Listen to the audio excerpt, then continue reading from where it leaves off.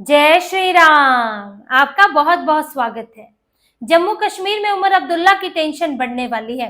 पहले ही वो परेशान है, निशाने पर रहते हैं कि पूर्ण राज्य का दर्जा नहीं दिलवा पा रहे हैं। इधर कभी दिल्ली दौड़ कर आते हैं, दिल्ली से भगा दिए जाते हैं। फिर वहां पर जम्मू कश्मीर में जो दूसरी विपक्षी पार्टियां हैं वो आरोप लगाती है कि आप पूर्ण राज्य का दर्जा नहीं दिलवा पा रहे हैं। लेकिन अब उनके लिए एक और मुसीबत आ गई है और वो है जम्मू कश्मीर के 4 राज्यसभा सीटें। इन 4 राज्यसभा सीटों पर उपचुनाव होने वाला है। जम्मू कश्मीर से ये सीटें हैं और इन सीटों पर अब नेशनल कॉन्फ्रेंस के लिए चुनौती खड़ी हो गई है, क्योंकि पहले इन सीटों पर जो भी शासन में होता था, जो भी सत्ता पक्ष होता था, वो बहुत आराम से जीत जाता था, निर्विरोध जीत जाता था।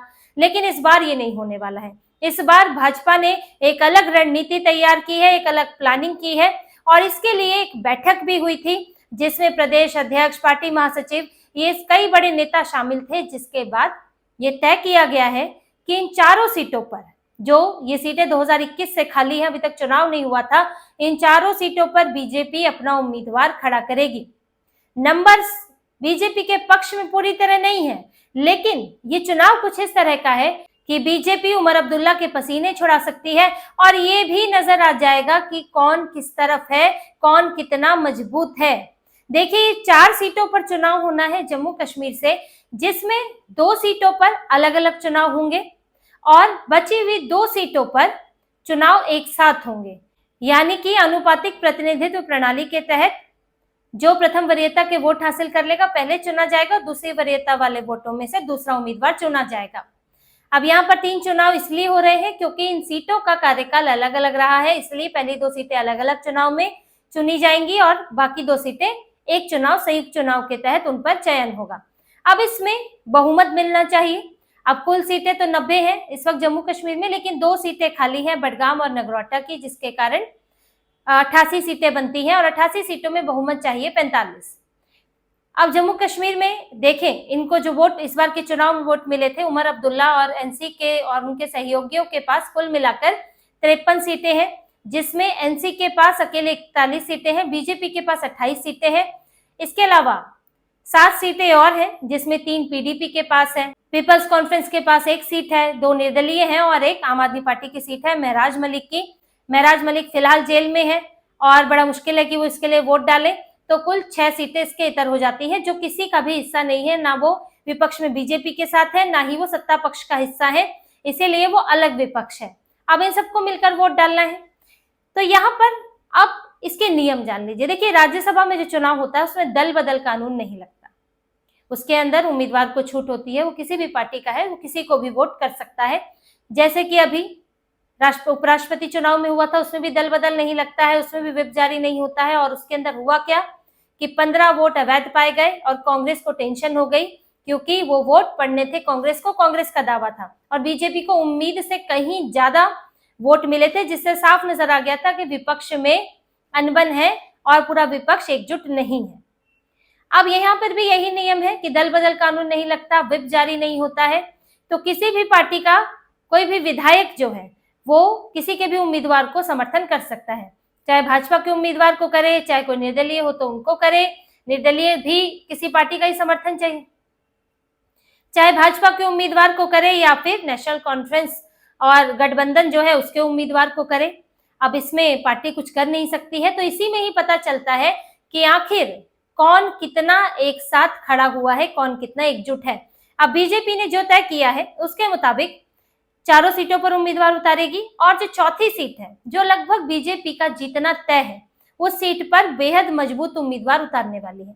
पूरा समीकरण क्या बनेगा? देखिए, 45 का बहुमत तो नेशनल कॉन्फ्रेंस के पास अभी आसानी से है, जो संख्या दिखती है 53 की, और 41 अकेले नेशनल कॉन्फ्रेंस के। लेकिन नेशनल कॉन्फ्रेंस के पास अपने आप सिर्फ अपने बूते वो नहीं जीत सकते, उसे साथ में चाहिए। कांग्रेस के 6 हैं, 5 निर्दलीय हैं और 1 है सीपीआईएम के। अब नेशनल कॉन्फ्रेंस के साथ हो क्या रहा है कि कांग्रेस भी मांग रही है कि 1 सीट हमें दो, क्योंकि आपके पास तो अकेले 41 है, तो इसमें से 3 जीतने की संभावना इनकी है। नेशनल कॉन्फ्रेंस का गठबंधन 3 सीटें जीत सकता है, तो कांग्रेस का कहना है 1 सीट हमें दो, क्योंकि कांग्रेस के पास पहले भी 1 सीट थी, गुलाम नबी आजाद वहां से थे, 2 पीडीपी के पास थी, 1 बीजेपी के पास थी। तो अब कांग्रेस का कहना है कि हमें एक और, हमें भी इस बार चाहिए, लेकिन इसके लिए नेशनल कॉन्फ्रेंस तैयार नहीं है, क्योंकि नेशनल कॉन्फ्रेंस को कांग्रेस का समर्थन चाहिए ही नहीं। उसके पास 5 निर्दलीय है, एक सीपीआईएम है और कुछ और निर्दलीयों से भी सपोर्ट लेने की कोशिश कर सकती है।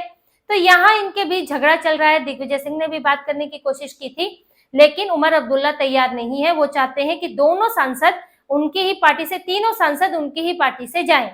तो एक अंदरूनी झगड़ा इनका चल रहा है, जिसका क्या नतीजा निकलेगा तो चुनाव में पता चलेगा।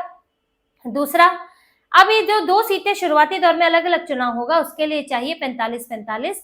इसमें ये जीत सकते हैं, लेकिन बीजेपी का उम्मीदवार अगर मजबूत हुआ और बीजेपी पूरी कोशिश करेगी तो इनको मुश्किल हो सकती है। पहले अंदरूनी लड़ाई चल रही है, फिर कोई जरूरी भी नहीं है कि नेशनल कॉन्फ्रेंस के जो कैंडिडेट है वो उन्हें वोट करें, कांग्रेस के उन्हें वोट करें, किसी और को भी वोट कर सकते हैं। तो कुछ ये प्लानिंग बीजेपी ने बनाई है कि जितना, अगर जीत नहीं सकते हैं तो डेंट कर सकते हैं, तो कम से कम एक बार निष्ठा दिखाने का मौका तो मिले, कि पता तो चले किसकी निष्ठा किस तरफ है। जो उमर अब्दुल्ला कहते फिरते हैं कि मेरे साथ है सारे दल, वहां के बीजेपी अलग थलग है, तो वो पता भी चलेगा कि आखिर इनके उम्मीदवार को कितने वोट पड़ते हैं। तो पहली 2 सीटों पर इनके लिए ये चुनौती है कि ये पूरे उतने वोट इनको मिले जितना इनका गठबंधन है। 53 वोट इनका गठबंधन के पास, 53 सीटें हैं, 53 वोट होंगे। तो अगर इनको 53 से कम वोट पड़ते हैं तो फिर उमर अब्दुल्ला को सोचना पड़ेगा कि उनके गठबंधन में सेंध लग गई है। तीसरी चौथी सीटों की बात करें तो संयुक्त रूप से चुनाव होगा। उसमें प्रथम वरीयता में नेशनल कॉन्फ्रेंस के कैंडिडेट को 29 वोट मिल सकते हैं, प्रथम वरीयता में जीत सकते हैं, लेकिन दूसरी के लिए उनके पास बस 24 बचेंगे, जिसमें बीजेपी के पास 28 विधायक होंगे और बीजेपी वहां पर जीत हासिल कर सकती है। तो एक सीट तो पक्की है, बाकी 2 सीटों पर बीजेपी नेशनल कॉन्फ्रेंस के लिए मुश्किल खड़ी कर सकती है। इसमें ही एलजी की भूमिका भी आती है। अभी जो विधानसभा है, जम्मू कश्मीर विधानसभा है, उसमें 5 सदस्य मनोनीत करने हैं और वो मनोनीत करेंगे एलजी। अगर एलजी मनोज सिन्हा वहां मनोनीत करते हैं और वो बीजेपी के पक्ष में जाते हैं तो बीजेपी को 5 वोटों का एडवांटेज और मिल सकता है, यानी कि अब कुल मिला के बीजेपी के पास 33 विधायक हो सकते हैं। और उसमें अगर कुछ निर्दलीय जुड़ जाते हैं या कोई क्रॉस वोटिंग होती है तो फिर उमर अब्दुल्ला के लिए मुश्किल खड़ी हो सकती है। तो यहाँ पर उमर अब्दुल्ला को बीजेपी ने चौंकाया है 4 सीटों पर उम्मीदवार खड़ा करके, जिसमें से एक, अगर ऊपरी तौर पर देखें तो बीजेपी के जीतने की संभावना 1 सीट पर बनती है।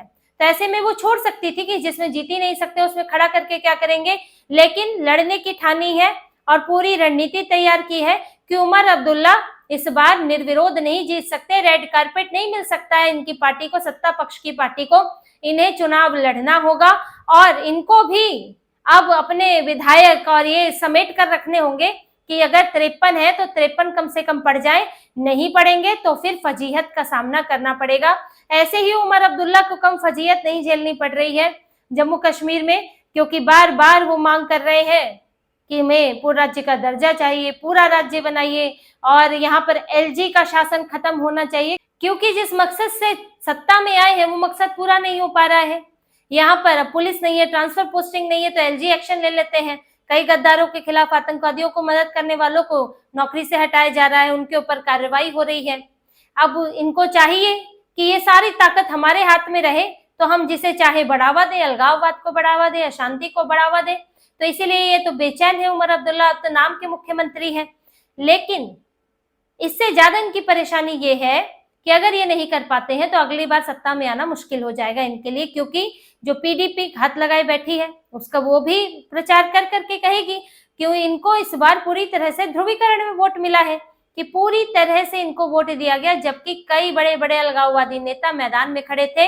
ये साफ तौर पर सभी कह रहे थे कि इस बार किसी को पूर्ण बहुमत नहीं मिलने वाला है और जो बड़ी पार्टी होगी वही सरकार बना पाएगी, वोट बटेगा। लेकिन कश्मीर में एक मुश्त वोट पड़ा है उमर अब्दुल्ला को। तो अब पीडीपी तो यही याद दिलाएगी कि आपने हमें इग्नोर करके उमर अब्दुल्ला को वोट दिया तो उसका फायदा क्या हुआ, वो तो पूर्ण राज्य दिला नहीं पाए, वो तो वही अब एक नाम के मुख्यमंत्री है। ऊपर से इतना बड़ा हादसा, पहलगाम जैसी घटना भी हो गई जम्मू कश्मीर के अंदर।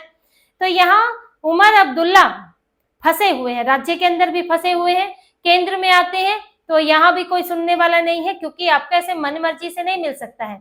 जो जम्मू कश्मीर की हालत है, जो सुरक्षा की व्यवस्था है और जिस तरह से आप लोगों का इतिहास रहा है, वहां पर अलगाववाद को बढ़ावा देने का, आतंकवाद के लिए बढ़िया माहौल बनाने का, तो उसको लेकर इतना जल्दी तो आपको पूर्ण राज्य का दर्जा नहीं दिया जा सकता और हो सकता है कि आगे भी ना दिया जाए। और जो ये अपनी बढ़त बनाने की कोशिश कर रहे हैं राजनीतिक तौर पर, उसमें भी बीजेपी इनके आड़े आ जाती है और इन्हें चुनौती मिलती है। अब ये जो चुनाव होने वाला है ये होगा 24 अक्टूबर को, इसके लिए जल्द ही नामांकन होगा और इसमें अब देखना होगा कि उमर अब्दुल्ला अपने वोटों को, अपने गठबंधन को कितना एकजुट रख पाते हैं और बीजेपी उसमें कहां तक सेंध लगा पाती है। तो इसी तरह की और खबरें और विश्लेषण आपके लिए लाते रहेंगे। हमसे जुड़े रहिए, सब्सक्राइब कीजिए, कमेंट कीजिए। बहुत बहुत धन्यवाद। जय श्री राम।